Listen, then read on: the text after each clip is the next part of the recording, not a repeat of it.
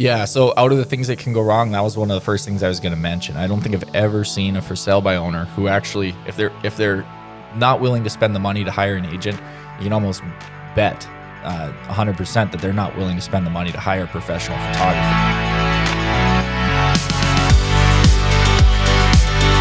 All right, here we go. John Brodeen, realty expert with Berkshire Hathaway in the studios. How are you today? It's been 2 long days since I've seen you, man. I know. How are you? I'm good. I'm good. I love Fridays. Yeah. Big plans for the weekend? I don't think so. I think I'm just gonna sit around and recharge my batteries after last weekend. So Yeah. And you know, I'd mentioned because I see on social media Berkshire Hathaway, the guy, they're always cooking good food, and you guys are always whooping it up a little bit with great meals and everything. But you're kind of a fitness guy. You said you kind of tend to stay away from them, but you said on the weekends you cut loose. So tell me a typical weekend of food for John Brodeen.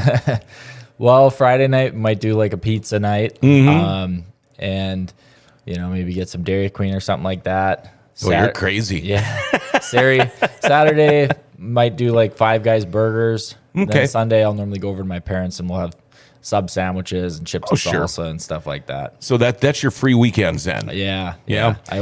There's times I overdo it, but I make up for it again during the week. So. Yeah, I would imagine. We talked the other day about underpricing versus overpricing your listing. Now, I wanted to ask you about this because you see this a lot when you drive around. For sale by owner. Now, I know we have talked about similar situations for sale by owner and things that can go wrong, but what can go wrong trying to sell for sale by owner? Yeah, so let's first talk about why people go for sale by owner in the first place. They are basically willing to do more of the work in order to try to keep more of the proceeds. They are banking on probably saving around 3% in commission. They're not saving an entire 6% in commission and not setting any commission rates, but let's just use that as an example. Okay. So they're not saving an entire 6% commission. They're saving 3% commission because they're saving their half of the commission. Sure. They still likely are going to end up paying a 3% commission out to whatever agent brings in the buyer. Because, like over 90% of qualified buyers are working with an agent. The chances of them actually selling aren't that high. And if they do actually sell, it's almost certain that whatever buyer comes in is going to have an agent. So they're banking on them being able to do enough work to save that 3% in commission. Now, here's where this can backfire. Just because they're willing to do the work doesn't mean they're able to do it at a highly skilled level, the way that a real estate agent would. And any missteps, every misstep costs you money off that sale price. Yeah. So if you're a for sale by owner, you need to somehow not lose 3% compared to what you would have sold at if you were listed on the market with a good agent. And this just isn't about setting your listing price high.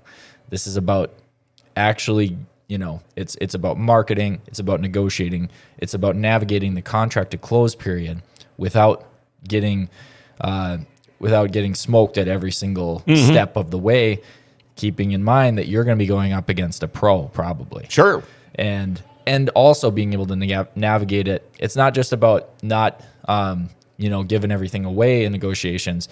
It's also about being able to keep it together and not lose the deal, because that's another common thing where the person just thinks that, as a rule of thumb, I'm just going to dig my heels in on every single thing.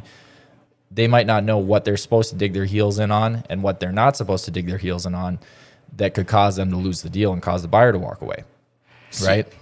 I could think of many reasons why I would not try to sell my home myself to save 3%. I mean, first off, okay, I can take all the pictures I want with my 5G cell phone, and they're still not going to look as nice as what you guys do if you really want to show the beauty and the good things about the house.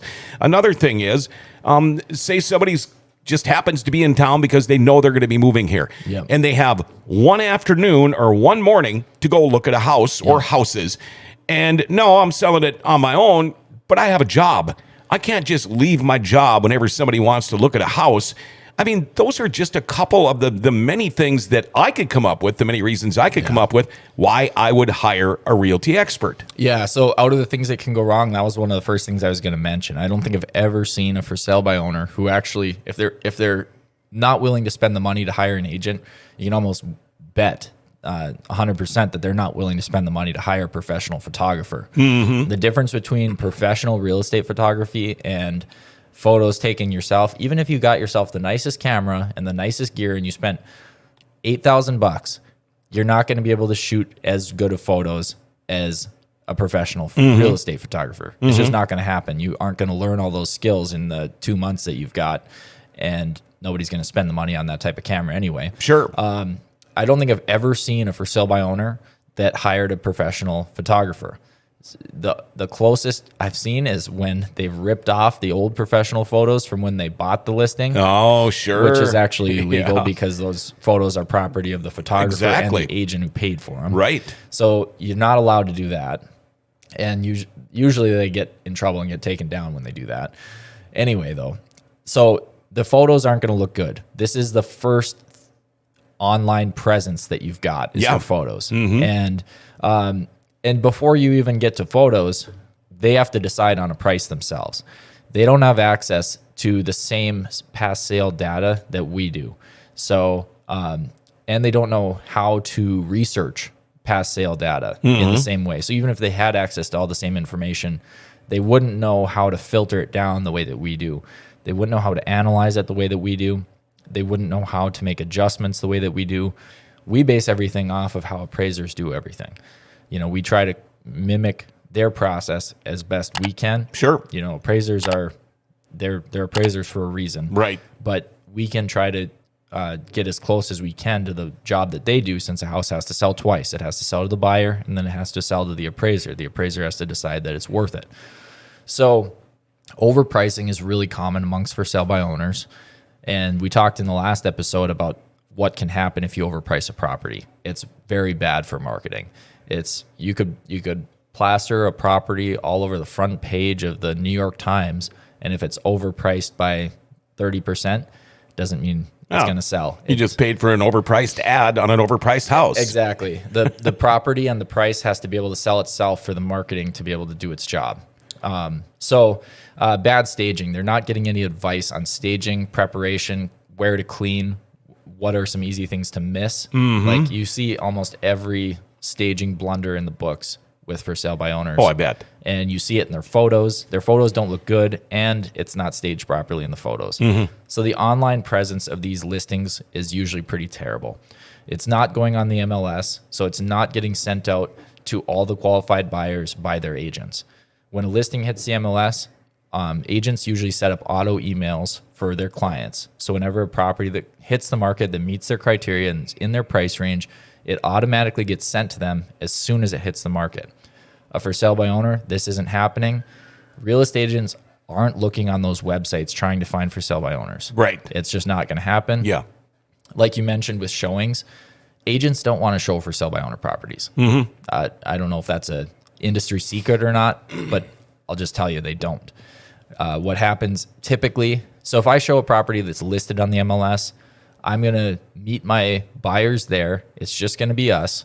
They're comfortable with me. We get to look at the house together. Nobody's bothering us. It's usually staged well because the listing agent advised them on how to stage the property. Sure. It's usually clean. It usually shows really well. There's no distractions. When you show a for sale by owner property, oftentimes it's difficult to schedule. It's difficult to line things up with the owner. The owner almost always wants to meet you there.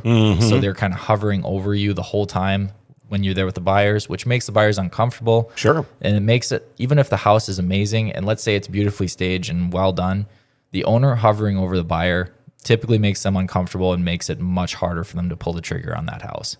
And usually the owner's kind of trying their best to sell the buyer on this house, and it usually comes off in kind of a sleazy way. Yeah. So this is generalizations, but it happens. And it's funny how the things like, excuse me, maybe a burnt out light bulb. Yeah. I mean, for sale by owner, you walk in, the first thing you do is you turn on the lights, and one of the lights is burned out, and it's just a light bulb. Don't worry about that. Well, I would think right away, all right, if he's showing me this house with a burnt out light bulb, what else could be wrong? Yeah. If you go through a realty expert, this won't be an issue. Yeah. Simple repairs and cleaning that aren't done or aren't done right, that's really noticeable right when you walk in the property is pretty common.